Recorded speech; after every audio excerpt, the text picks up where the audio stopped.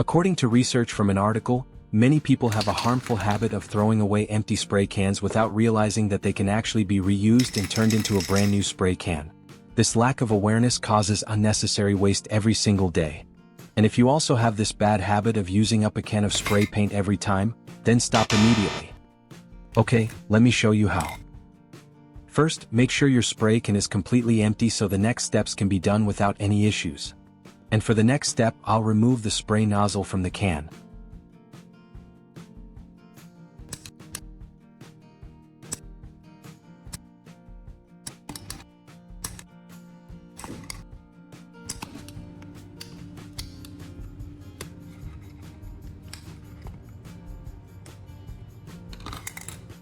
Even after trying to pry it off, the nozzle is still stuck tightly, so I'll use the proper tool to carefully cut and separate this part.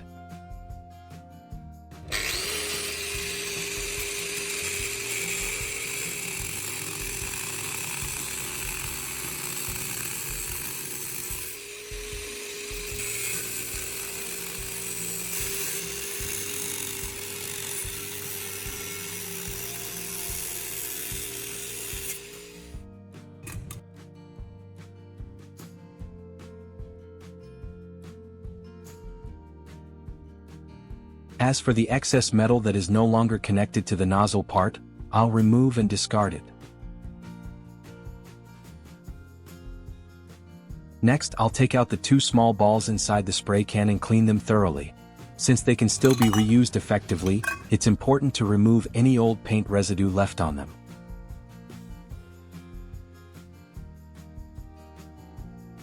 At first glance, you might think this is just a bottle of clean water, but anyone experienced enough will quickly notice that it is actually a bottle of oil. Besides its common uses for lubrication and surface protection, oil also has the ability to soften and remove stubborn layers of paint surprisingly well, something many people don't know.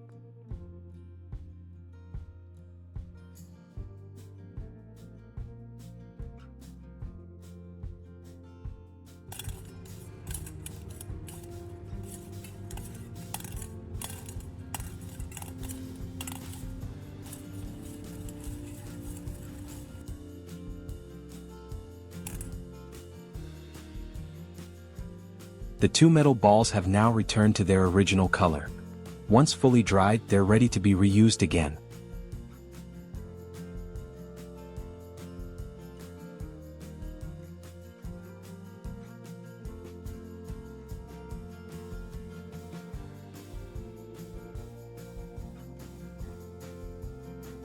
Besides cleaning the two metal balls, I'll also clean the nozzle part as well.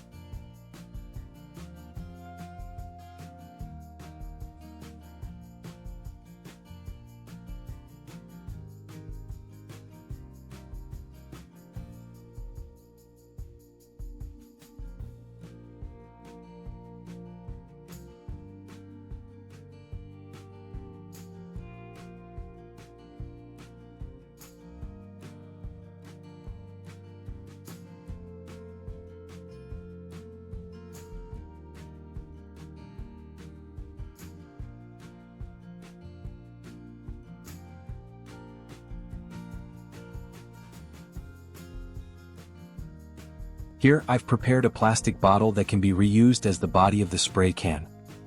As for the cap, I'll make a hole right in the center using a soldering iron so the nozzle part can be installed more easily in the next step.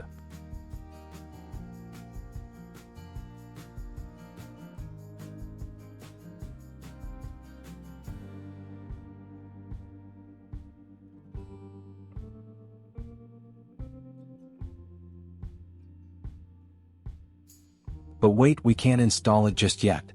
First, I'll trim away the excess plastic with a knife so the surface of the cap becomes flatter.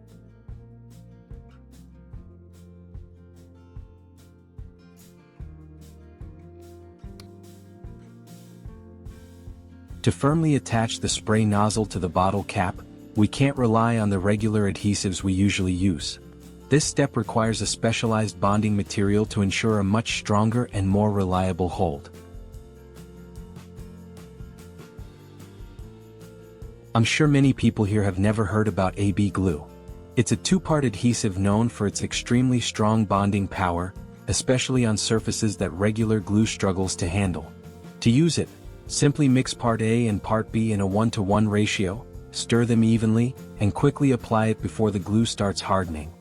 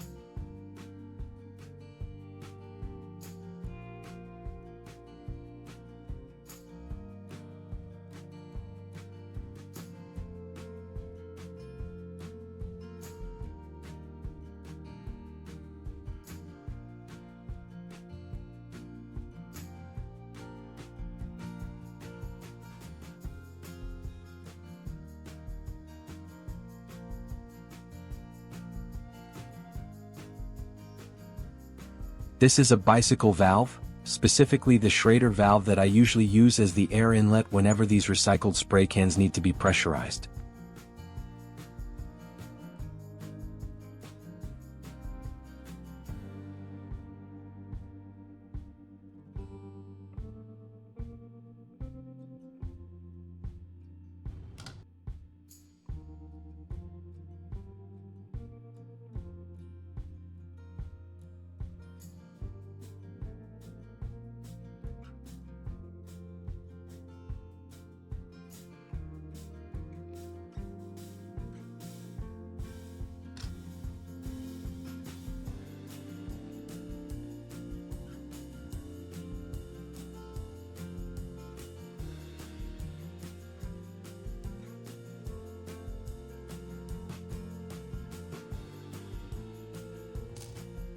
To attach this bicycle valve to the plastic bottle, I will create a hole in the bottle using a soldering iron.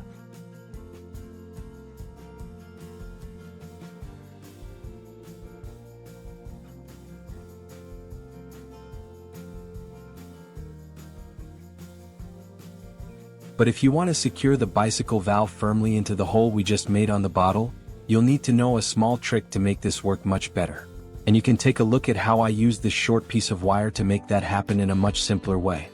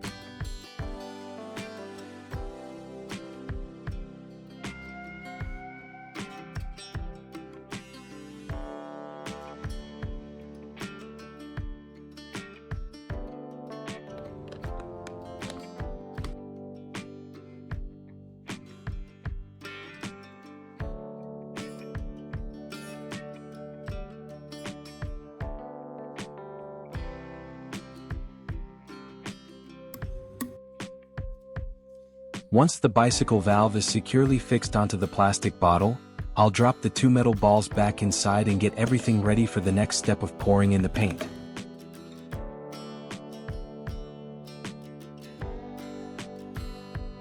You should choose galvanized steel paint because it provides strong adhesion, high coverage, and produces a much more even finish, making the spraying process more stable.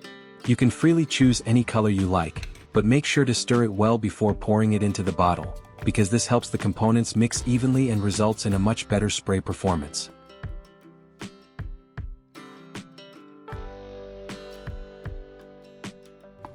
I'm sorry, but we can't stop at that step. Before pouring the paint into the can, you need to dilute it with oil in a 1-to-1 ratio. This step will help the mixture achieve the right consistency, resulting in a much more even and stable spraying process.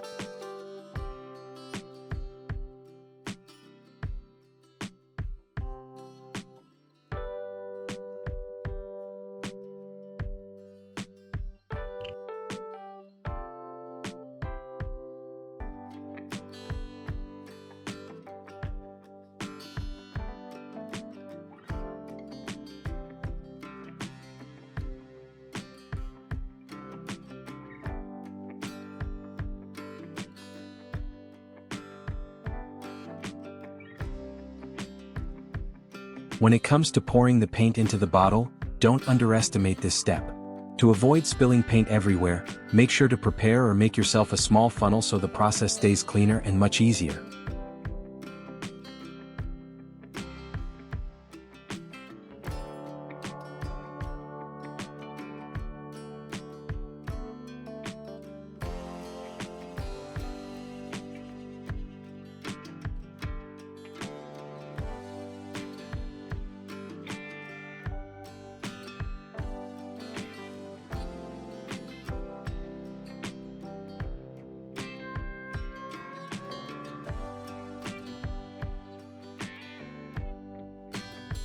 Use tape to tightly wrap around the bottle neck and cap to improve the seal, making the air filling process safer and much more stable.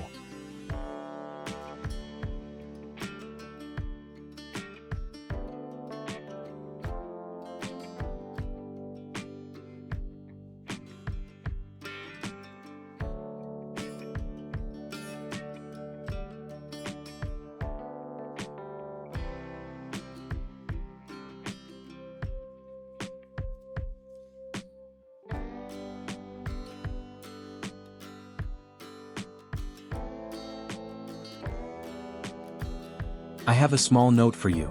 You should use a pump with a pressure gauge so you can easily monitor the pressure inside the bottle. In my opinion, pumping to nearly 30 psi is already enough to create stable pressure for proper use.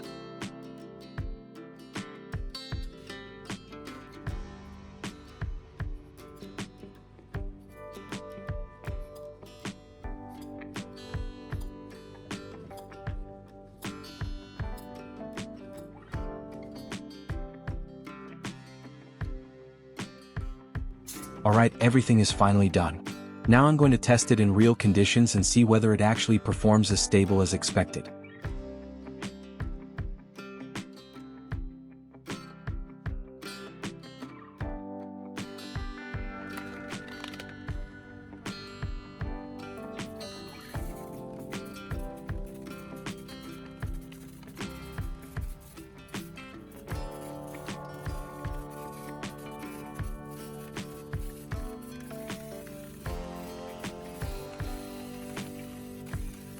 And as you can see, sometimes the things we believe are completely useless are simply waiting for a second chance to prove their value again. So next time, before throwing something away, remember, what looks like trash in your eyes might become something incredibly useful in creative hands.